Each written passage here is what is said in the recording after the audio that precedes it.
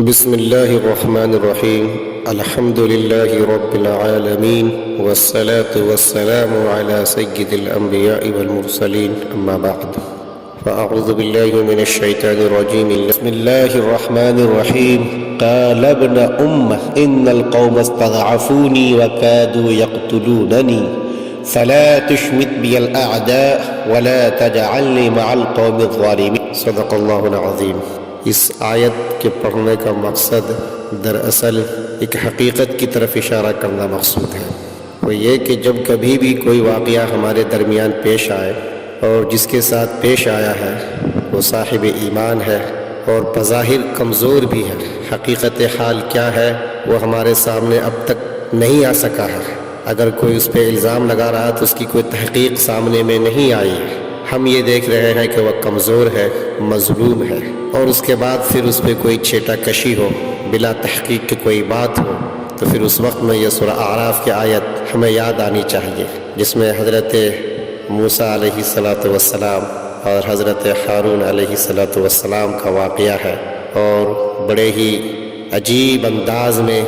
اس کی منظر کشی قرآن نے کی ہے کہ جب حضرت موسیٰ علیہ السلام واپس تشریف لائے اور اپنے بھائی کو دیکھا کہ ان کے سامنے ان کی قوم بگڑ گئی اور بچھڑا پرستی میں شریک ہے، تو انہیں یہ لگا کہ میرے بھائی نے اپنی جو ذمہ داری تھی اس میں کمی کی ہے، کوتاہی کی ہے، تو وہ ان کے بال داڑھی یا سر کے پکڑ کے اپنی طرف کھینچ لائے۔ اس وقت میں بھائی نے یہ کہا تھا کہ میرے بھائی استضعفونی وکادوا یقتلوننی، کہ میرے بھائی یہ جو لوگ ہیں نا یہ تو مجھے کمزور سمجھ بیٹھے اور میری کمزوری کا فائدہ انہوں نے یہ اٹھانا چاہا کہ میرے قتل کے در پہ ہو گئے، اور آپ بھی مجھے قصوروار سمجھ رہے ہیں، ولا تجعلنی مع القوم الظالمین، مجھے ان ظالموں میں شمار نہ کریں۔ یہاں پہ آج جو کچھ بھی کل ہم نے دیکھا اور اب تک جو باتیں سامنے میں آئی، ایک قداور نیتا کے قافلے پہ حملہ کے حوالے سے، وہاں پہ یہ آیت ہمیں سمجھ میں آتی ہے کہ ایک بیچارہ کہہ رہا ہے کہ آج مظلوموں کو ستایا جا رہا ہے، دبایا جا رہا ہے، لوگ اس کی جان کے در پہ ہیں۔ ایک طریقے سے دیکھا جائے تو اپنی بارے میں یہ کہہ رہا ہے کہ میرے پہ حملہ ہوا، مجھے کمزور سمجھا گیا، میں جس کمیونٹی سے بلونگ کرتا ہوں، اور پھر اس کے بعد قوم سے گویا کہ یہ کہہ رہا ہے کہ مجھے تو اپنے ساتھ رکھو، مجھے تو ان ظالموں میں شمار نہ کرو، مجھے کیوں ناٹک باز کہہ رہے ہو، مجھے کیوں مجرم قرار دے رہے ہو، مجھے کیوں یہ کہہ رہے ہو کہ اس نے تو سارا کچھ ڈرامہ دھوبی کرن کے لیے کیا ہے، لوگوں کی ہمدردی بٹورنے کے لیے کیا ہے۔ لکھنے والے نے ایسے موقع پہ ایک عجیب بات یہ بھی لکھ ڈالی کہ جس طریقے سے خون اور لاش نہ ملے تو گدھوں کو مایوسی ہوتی ہے، ویسا ہی کچھ کل بعض لکھنے والوں کے لکھنے سے یہ ملا تاثر کہ گویا کہ وہ کہنا چاہ رہے تھے کہ یہ تو ناٹک ہے، اس لیے دروازے پہ گولی لگی ہے، نچلے حصے پہ گولی چلی ہے، اس کو اگر چلانی ہی ہوتی تو کھوپڑی کھول دیتا، سینے پہ گولی لگتی، گویا کہ وہ اس کی لاش یا اس کے خون کے متلاشی تھے، اور وہ چیز انہیں نہ مل سکی تو مایوسی ہاتھ آئی اور اسے ڈرامہ قرار دینے لگے، تو گویا زبان حال سے کہہ رہے ہیں وَلَا تَجْعَلْنِي مَعَ الْقَوْمِ الظَّالِمِينَ، کہ مجھے ان قاتلوں میں شمار نہ کرو، مجھے خود کو اپنا قاتل نہ گردانو۔ دراصل ہو یہ رہا ہے، آپ جتنے ساتھیوں نے مجھ سے پوچھا ہے، آج پورے دن قانونی پہلو سے کئی ساری چیزیں دیکھنے کا موقع ملا، پارلیمنٹ کے اندر جو ان کی گفتگو ہوئی ہے اسے بالتفصیل سنا، اور پھر قرآن کریم اور احادیث نبویہ، آثار صحابہ، ان سب چیزوں کو بھی اسی بہانے وقتاً فوقتاً دیکھتا رہتا ہوں، لیکن آج پھر سے چھٹی کا دن تھا تو دیکھنے کو ملا، کئی ساری چیزیں سامنے میں آئی۔ سب سے پہلی بات تو میں یہ بتا دوں، حضرت عمر فاروق رضی اللہ تعالیٰ عنہ نے یہ کہا جو میں نے کہا کہ ظاہر کو دیکھ کر کے اس کے متعلق بخاری شریف میں کتاب الشہادہ کے اندر یہ بات موجود ہے، ان اناسا یؤخذون فی عہد رسول اللہ صلی اللہ علیہ وسلم، کہ لوگوں کا مواخذہ آقا علیہ السلام کے زمانے میں ہوا کرتا تھا بالوحی، وقد انقطع الوحی، تو اس زمانے میں وحی کے ذریعے گرفت ہو جاتی تھی، اگر کوئی جھوٹ بولتا تھا تو اس کے دل میں کیا چھپا ہوا اس کا فیصلہ قرآن کر دیا کرتا تھا، مگر اب تو وحی کا سلسلہ ختم ہو گیا، تو اب ہم کیا کریں گے؟ اب انہوں نے یہ کہا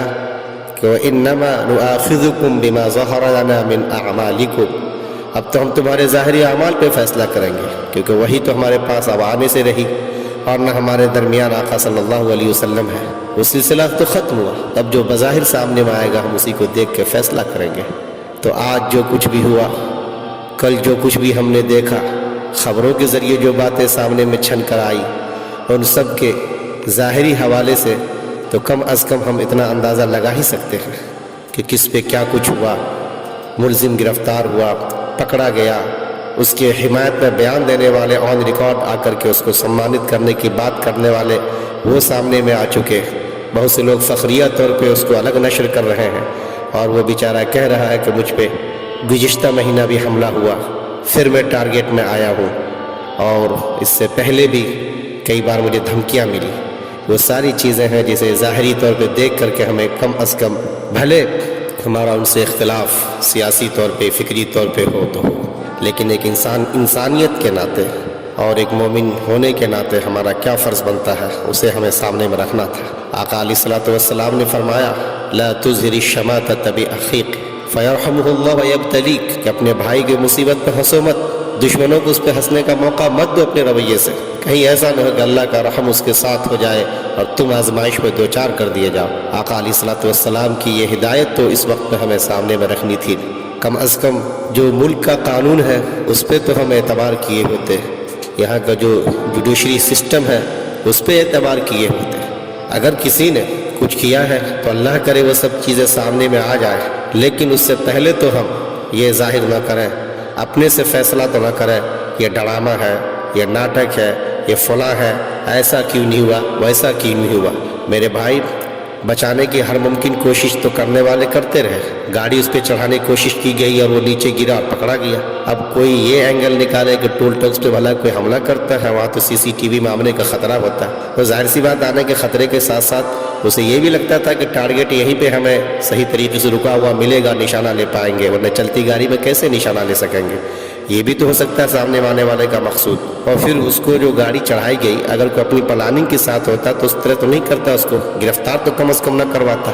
کون یہ خطرہ مول لینا چاہے گا کہ باضابطہ ناٹک بھی کرے یا سامنے میں پولیس کے حوالے بھی کر دے، اور بھی ایسے وقت میں، ایسے ماحول میں جہاں پہ ہر کوئی ایک طریقے سے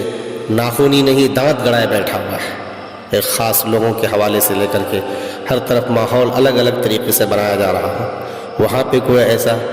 کام کیسے کر سکتا ہے، یہ بھی سوچنے کی بات ہے۔ بہرحال میں یہ کہہ رہا تھا کہ یہاں کا جو جوڈیشری سسٹم کے حوالے سے یہ چیز تو ہمیں یاد رکھنی ہی ہوگی۔ اگر کسی نے اپنے طور سے سازش رچی ہے تو اس کا بھی باضابطہ اس کے اندر دفعات ہے 120 کا جو وہ لگے گا، یا نہیں واقعتاً کسی نے اٹیمپٹ ٹو مرڈر کی کوشش کی تو 307 کا جو دھارا ہے وہ سامنے میں آئے گا۔ اس کے بعد اگر ہم کسی کو اپنے طور سے بچانے کی کوشش کر رہے ہیں، واقعات کو سبوتاژ کر رہے ہیں، بات کہیں سے کہیں پھر کے مجرم کو بچا رہے ہیں، تو پھر ظاہر سی بات ہے مجرم کو پناہ دینے کی جو بات آتی ہے 212 والا، وہ دفعات سامنے میں آتے ہیں۔ آپ ماشاءاللہ ماہرین سے رجوع کر کے ساری چیزوں کو سمجھ سکتے ہیں، تو جوڈیشری اپنا کام کرے گی، جب تحقیق سامنے میں آئے گی ساری باتیں آ جائیں گی۔ فی الوقت تو ہمیں آقا علیہ الصلوۃ والسلام کی جو ہدایت ہے وہ، اور حضرت عمر فاروق رضی اللہ تعالیٰ عنہ کا جو اثر میں نے پیش کیا کہ ظاہر کو دیکھ کے فیصلے کیے جاتے ہیں،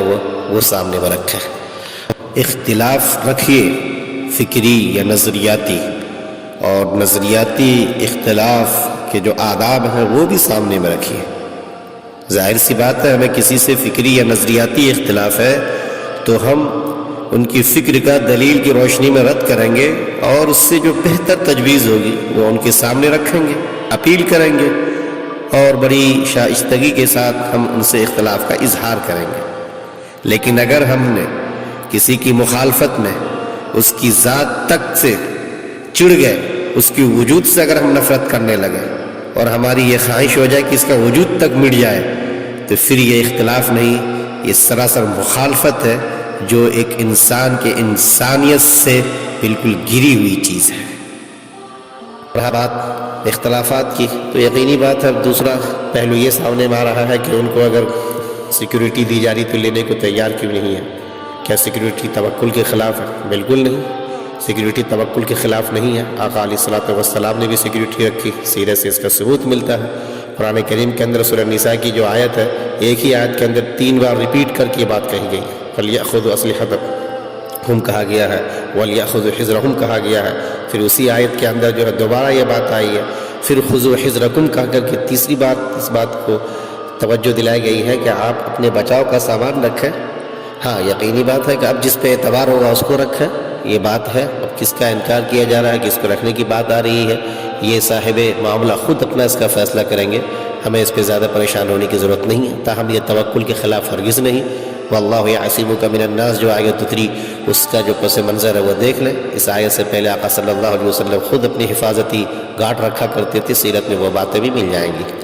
رہ گیا کسی کے لب و لہجے کو لے کر کے یا ان کی باتوں سے کسی کو فائدہ پہنچنے کا معاملہ، تو یہ اپنی جگہ پہ کسی حد تک درست ہو سکتا ہے، یہ ہم اس سے انکار نہیں کر سکتے۔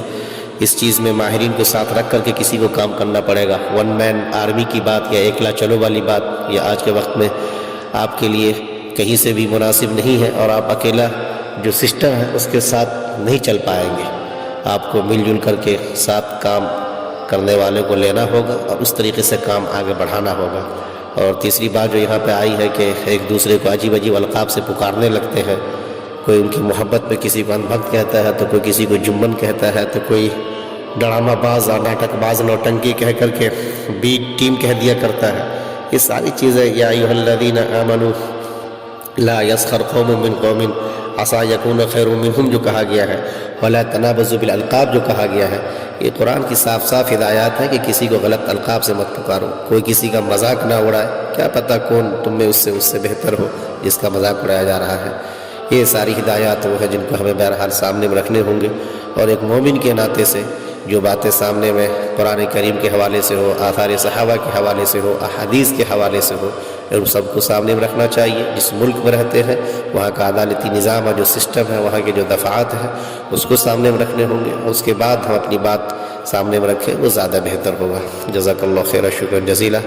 آپ لوگ ان باتوں سے اتفاق کرتے ہیں تو ان باتوں کو عام کریں، اور اس چینل کے مقصود کو جہاں تک ہو سکتا ہے وہاں تک پہنچانے کی کوشش کریں۔ مفید باتوں سے آپ واقف ہو سکے بر وقت، اس کے لیے جو اس کا سسٹم ہوتا ہے سبسکرائب کا یا بیل آئیکن دبا لینے کا، وہ بھی ضرور کر لیں۔ جزاک اللہ۔